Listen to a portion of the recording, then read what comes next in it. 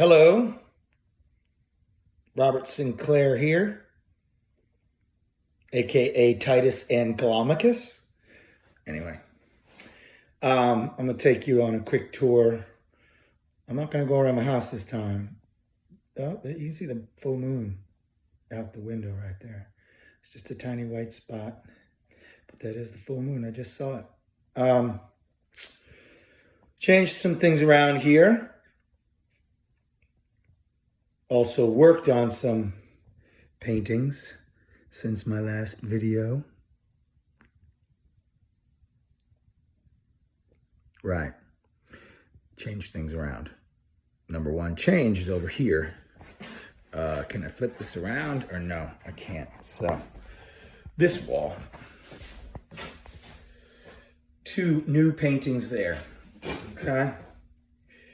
These are on like masonite boards or something. The one on the top obviously is an all over type painting. I've not done anything like that in a while. Sorry for that reflection, but not much I can do about it right now. So, a lot of activity going on there. A lot of movement and life, or whatever you want to say about it. All right, down here is more of one of my traditional type paintings. Traditional, but one of the things I've been doing lately more. And obviously, what it is I did one of my own paintings underneath.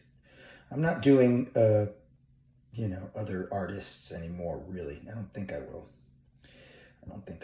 But you'll see the ones that I'm talking about, that I used as underpaintings. So this one here started out vertical with that blue on the top. It was, I've done that before, like on Alien Fingers, which is AF, and also on, what other painting did I do it on? I don't know, I can't think of it right now. But anyway, definitely did it on Alien. Oh, I did it on Alien Brain as well, AB. So, but meaning like I did one of my less complex line drawings underneath. And then I painted it obviously with the blue and orange. But this one I turned on its side. So it is symmetrical, but you don't view it as right to left symmetrical. I guess now it's top and bottom symmetrical. And then of course the drawing on top. And then I threw in those white lines in the back. I don't know why, it just kind of happened. They sort of just give the feeling of vibration in a electrical kind of sense, or just energy kind of sense, vibrating energy out of the underpainting. And then I added a few extra blue lines in there. I just did that last night, and they are going to break up the consistency of the white lines and kind of just skew the plane of the painting. On the bottom left, you see there's like a ring. Where is it? It's right here, I guess. Like a ring. So it's sort of like a hoop. So it's a little bit of a perspective thing going on there. All right, so, and then up top here is, I don't know if I have a name for this one yet, but this one is a pretty crude one of my drawings, or shall I say very loose. As you can see, it's sort of a little bit crammed to the left side, I think. Not obviously perfectly symmetrical. Not everything I do is pretty much not perfect, but some are more close to mirror symmetrical than others. This one is less. And I got a lot of underpainting of transparent layers. I'm really going with the transparent layers on this one, which I am also in another painting. So that's what's happening here. We got a little bit of work to do on that. The first two I showed you are very early in the stages, in their stage of progress, whatever.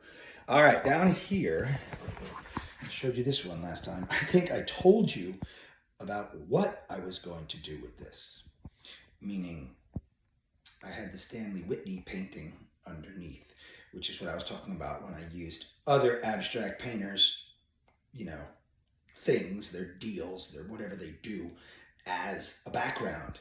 And I hadn't gotten to any of these rectangles with that wild kind of kinetic painting. And now I have, and now I gotta repaint the inside blend. There's there's like 4 different blends going on the inside. 6 different blends, to be honest with you. 6 different blends of different light to darks.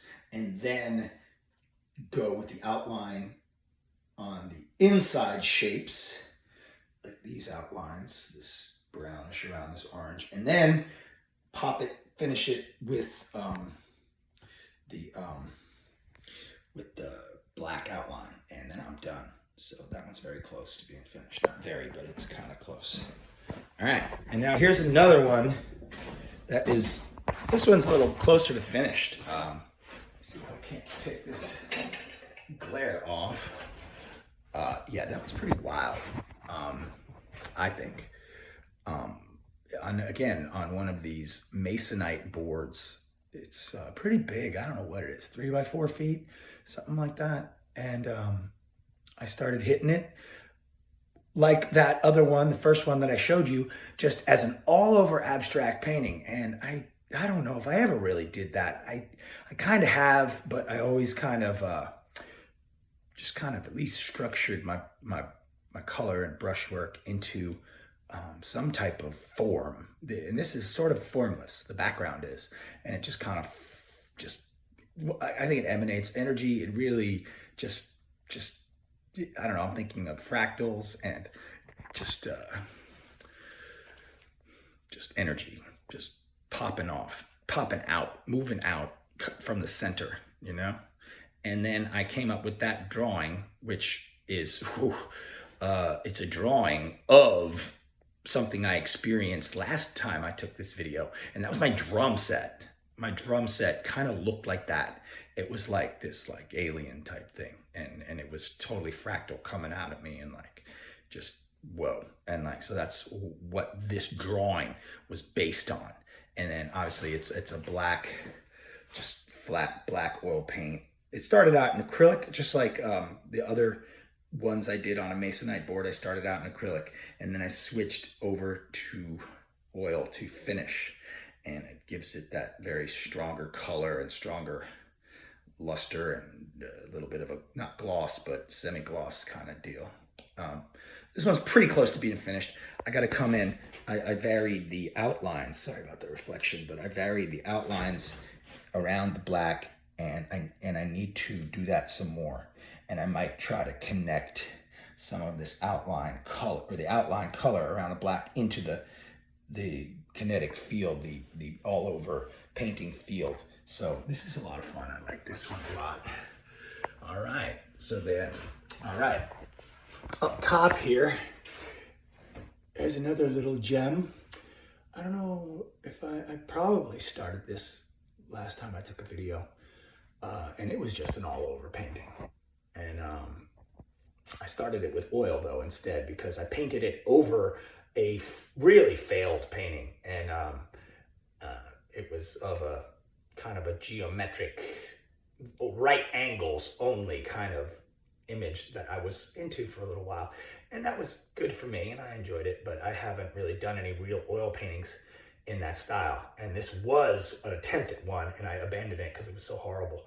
And I went with this, which is a lot more fun to paint. Fun to paint these wild brush strokes, and I came up with an all-over painting, and this little guy was right in the middle.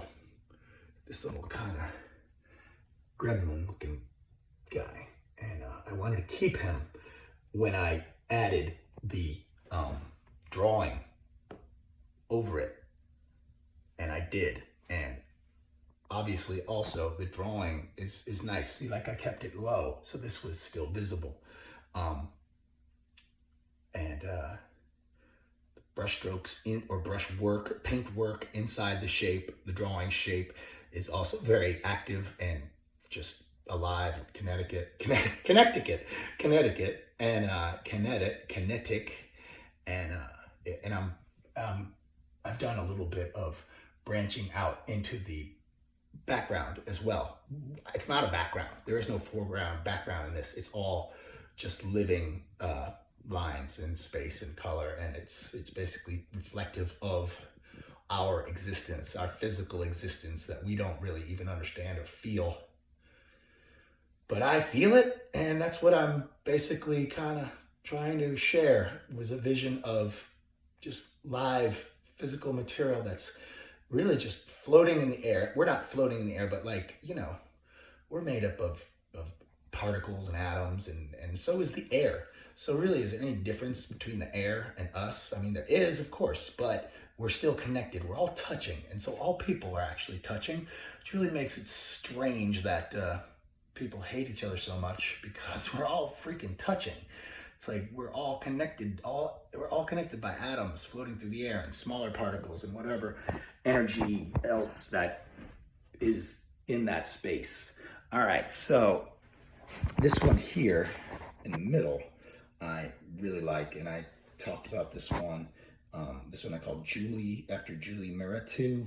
I hope I'm saying her name right, but it's just, I started this one in a different way as well. This one's different. I'm saying like, okay, I'm using abstract painters, what they do as my background, and then I'm going to put an image over it. That kind of, I mean, I'm not saying I did a Julie Mehretu painting at all, but I kind of tried to imitate it, and but I didn't like superimpose an image on it. Even though when I superimpose an image on it, it's still like connected to the background. It's not like on top of it. And I'm doing that more and more. I'm more conscious of that, more connecting the what would be considered a background and the drawing on it. So that's what I'm doing here. I got a lot of good just detail on this. It is pretty close to finished. Not close, but it's not that far. I don't know how to say that. Not close, but it's not too far. Anyway, so here's another one down here. I'm not sure if, I guess I have some kind of name for this, like maybe some kind of tiki. So it looks like a tiki face, like a tiki statue from Pacific Islander type look. I don't know. Haven't really studied that type of stuff, but that's a kitschy kind of way of referencing it, calling it tiki, because it just generally looks like something in an unspecific way. And again, we have the kinetic brushstrokes in the background.